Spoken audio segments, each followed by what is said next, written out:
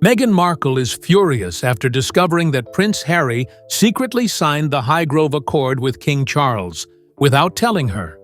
The private deal legally ties Harry back to the monarchy, reigniting royal tensions and shattering Meghan's trust. What did Harry agree to, and why was it kept from her? Meghan finds out the truth, the lie that shattered her trust.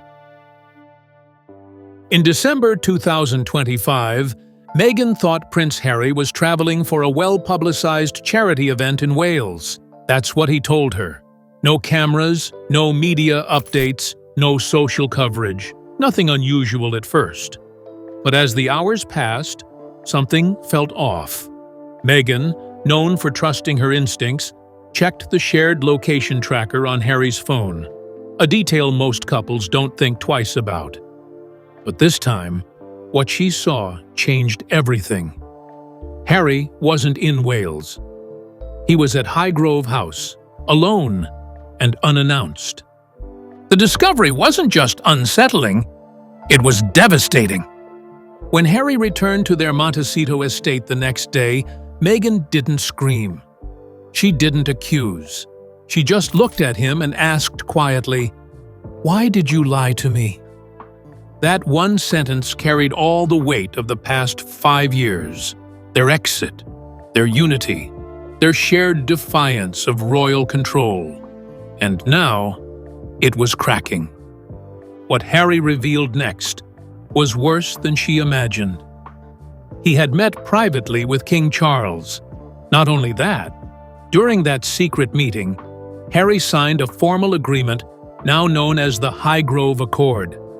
It wasn't just a conversation, it was a legal arrangement.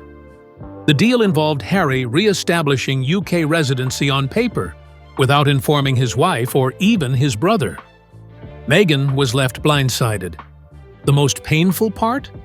It wasn't just about secrets, it was about values, about the commitment they made when they walked away from the palace machine in 2020. Meghan believed they were done with the firm's silent games and secret documents. They had put their mental health, their reputations, and even their safety on the line to create a new life in California.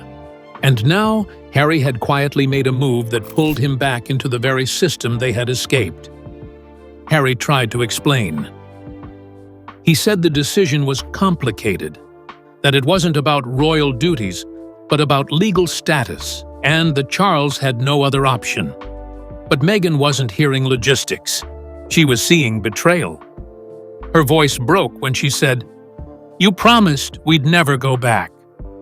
In her eyes, it wasn't just a personal lie, it was a fracture in their foundation. A deal done in secret, with a king who had barely spoken to them in nearly 19 months, now threatening everything they had fought for. The trust that had weathered attacks from tabloids, family rifts, and media smears had been shaken, not by the outside world, but from within. And as Meghan sat with the realization, one thought haunted her. If he kept this from me, what comes next?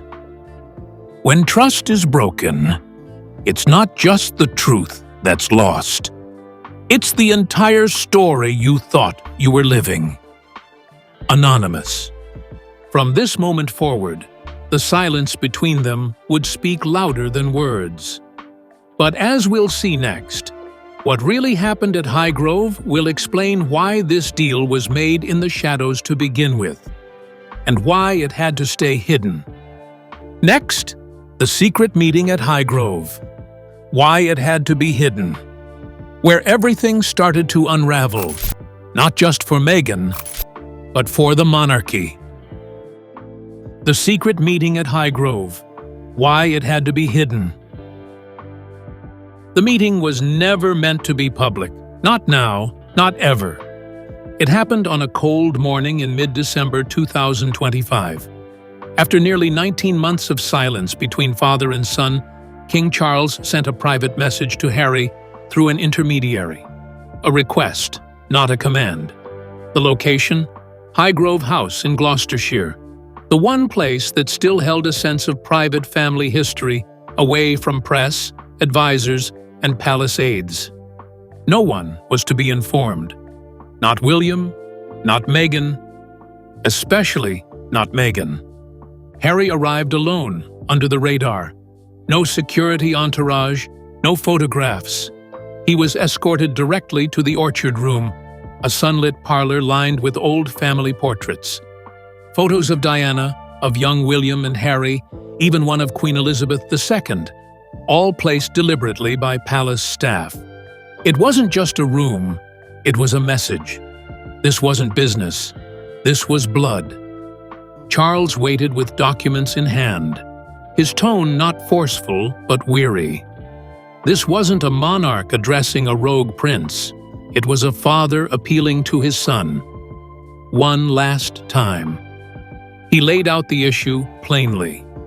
Under UK constitutional law, Harry still held the title of Counselor of State, a role that legally allows him to step in for the monarch if needed. But here was the problem. Legally, he needed to be domiciled in the UK to hold that power. And after 3 years in California, Harry wasn't. The royal household couldn't remove him without going through Parliament, a messy, humiliating process that would only bring more negative press. They needed a cleaner solution, a private fix. Charles proposed the answer, the Highgrove Accord, a written agreement that would re-establish Harry's legal UK residency by naming Highgrove House as his formal address, on paper only. He wouldn't need to move back. No duties, no return to royal life. Just a box ticked to protect the system. This isn't for show, Harry. It's for the crown. For stability, Charles, as recounted by an insider. Harry was torn. He didn't trust the institution, but he couldn't ignore his father's rare vulnerability. He saw the cracks, the fatigue, and he realized this wasn't just about him. The monarchy was cornered, and he had a chance to be useful, quietly, without stepping into the spotlight again. So, he agreed. He signed. But the secrecy came at a cost, a steep one, because once he walked out of that room and boarded the flight home, a new problem was waiting. Meghan, who hadn't been told, hadn't been asked, and wouldn't stay silent. What happened next inside Montecito shook everything again, and brought the anger no royal protocol could prepare him for. Next, Meghan's emotional explosion, a painful mirror of her own past, because the past has a way of repeating itself, and Meghan had seen this play out before. Meghan's emotional explosion, a painful mirror of her own past. When Harry stepped through the doors of their Montecito mansion, he expected questions. What he didn't expect was silence, the kind of silence that fills a room with more weight than any scream ever could. Meghan had already pieced it together. The missed press coverage, the vague texts, the location ping on her phone. What stung most wasn't the Highgrove meeting itself, it was the lie. As Harry placed his bag down, she asked one question. "Did you sign something?" He froze. Then came the storm. Meghan wasn't angry like a celebrity caught in gossip. She was furious like a woman watching her entire belief system collapse in front of her. She had built their new life on one condition, truth between them, even when everything else was spinning. But this was a move behind her back, in a royal house that had nearly destroyed her. The emotional floodgates opened. Meghan broke down, not just out of betrayal, but because it all felt eerily familiar. Her voice cracked as she said, "This is how my father did it. He went behind my back too. And look what that became." It wasn't just about Harry and Charles. This unlocked wounds from 2018, when her relationship with Thomas Markle crumbled in front of the world. Back then, it was letters, secrets, tabloid deals, all done without her knowing. Now, years later, her own husband was sitting across from her, having done something similar.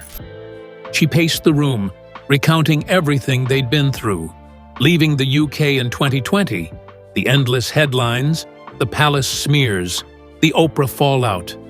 All of it was supposed to lead to freedom. But this Highgrove Accord felt like a chain. One she didn't agree to. One she wasn't even told about. "You said we were done with this life," she shouted, "but you just signed us right back into it." Harry tried to explain that the document didn't mean a return, that it was legal, not emotional, that Charles needed it. But none of that mattered. To Meghan, it wasn't about paperwork.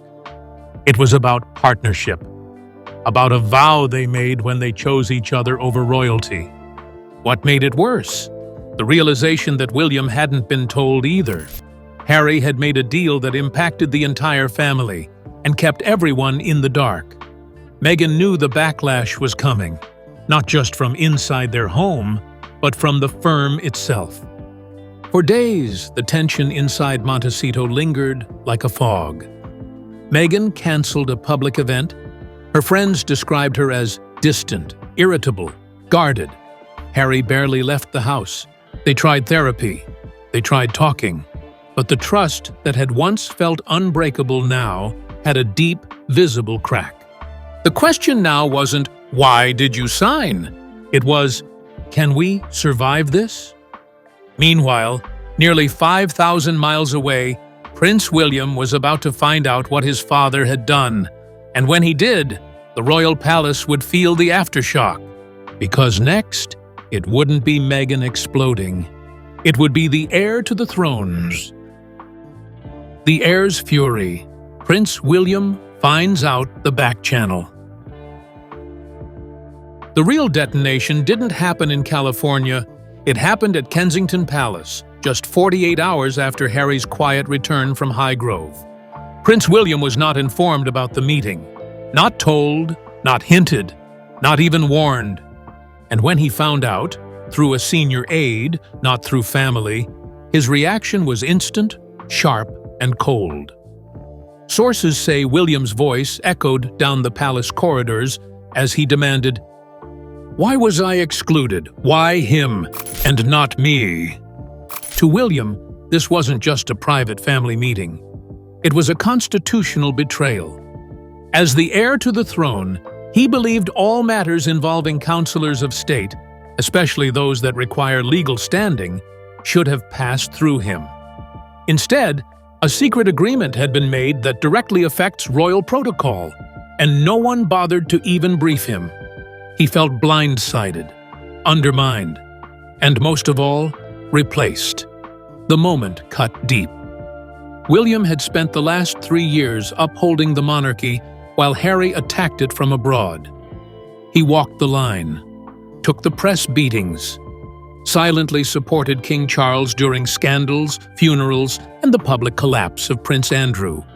Yet now, the same king had secretly reinstated Harry as a legal fallback, while William remained in the dark.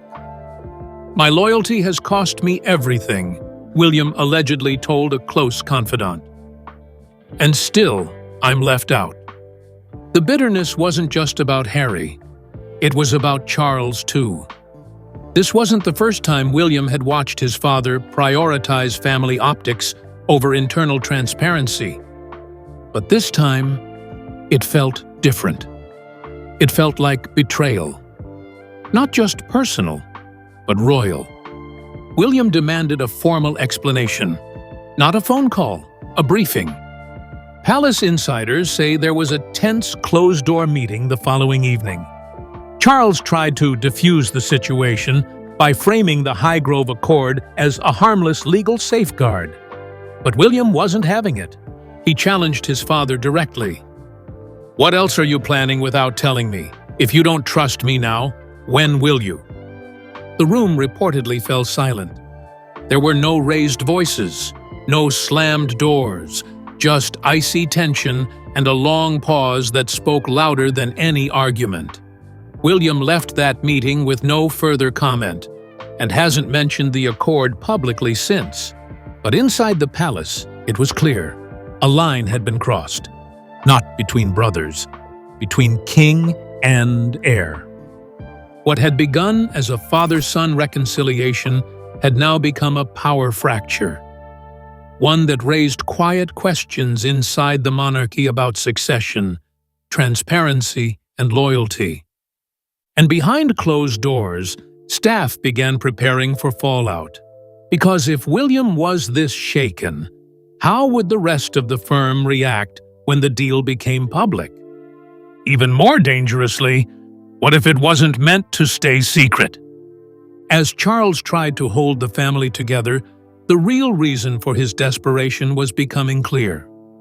And it had everything to do with time, legacy, and a quiet fear of what the future might look like without Harry. Why Charles made the deal. The monarch's quiet desperation. King Charles didn't act out of strategy, he acted out of urgency. At 76 years old, with a cancer diagnosis behind him and public approval wobbling, Charles knows he's a monarch with limited time and limited chances to fix what's been broken. The Highgrove Accord wasn't just a royal paper trail, it was a father's last attempt to tether his youngest son back to the crown before it's too late. The decision, insiders say, wasn't made lightly.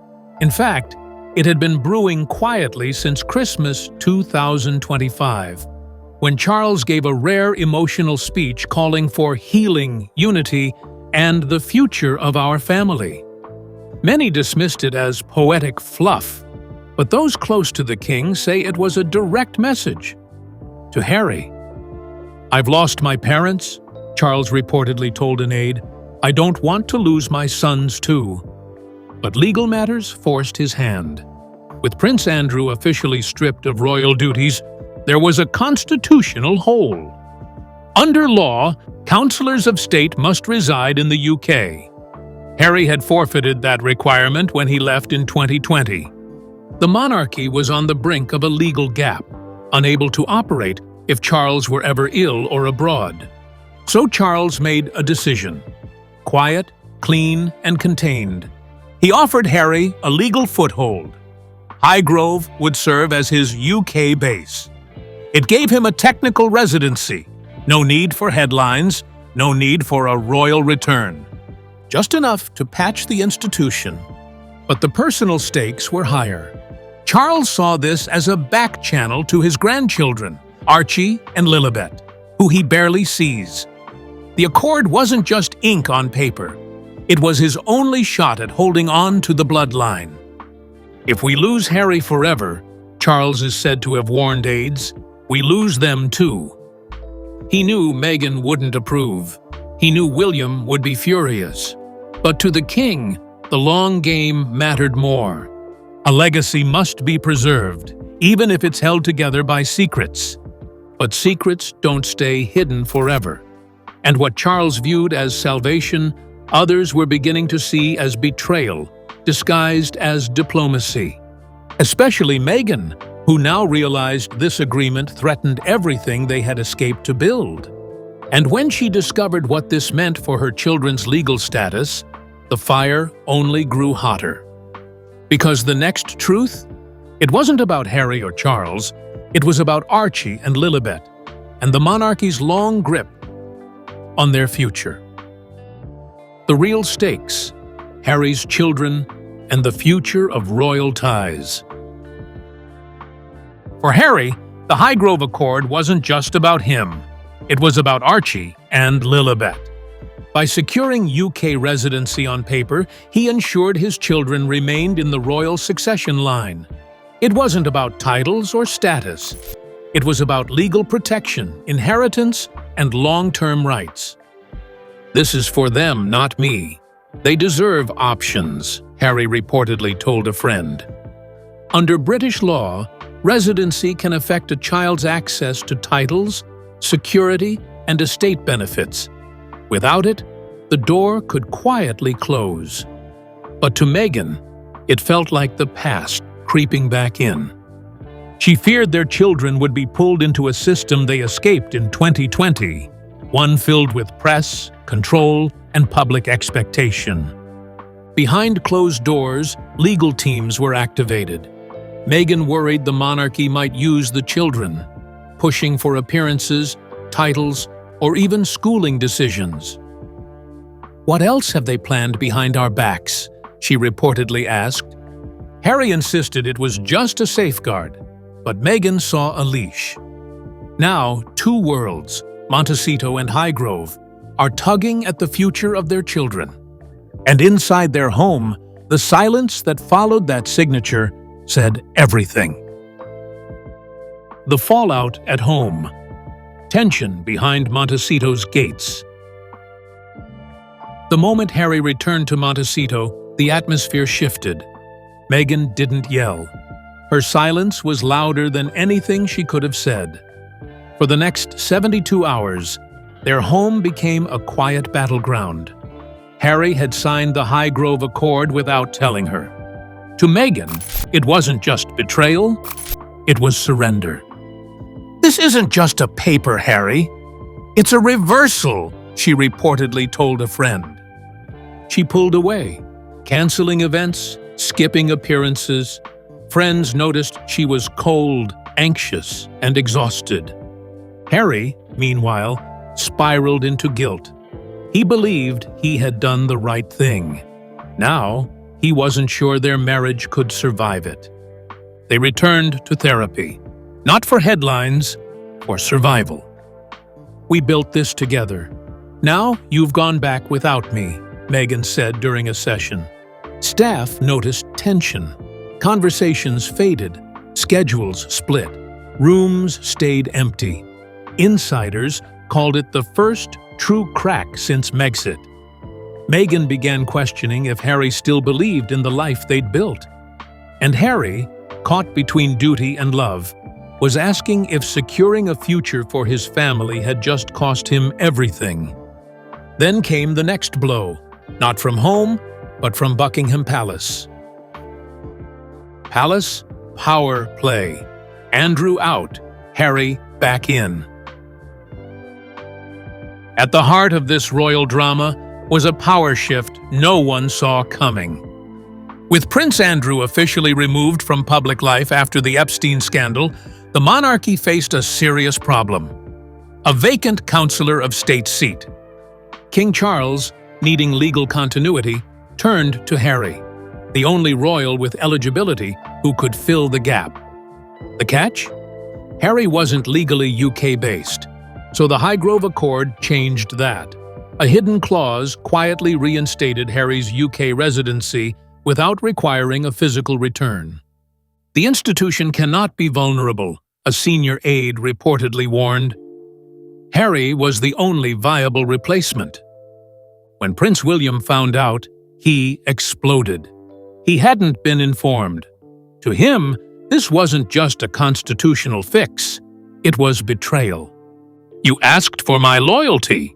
Then you went behind my back," William allegedly told his father. The palace framed it as legal necessity, but William saw it as inviting Harry back through the side door, bypassing royal hierarchy. Meghan was blindsided. Now, Harry was back in official standing, legally tied to the crown again. What was meant to preserve the monarchy had reopened the deepest wounds, and the price it would be paid in trust and blood. The real stakes: Harry's children and the future of royal ties.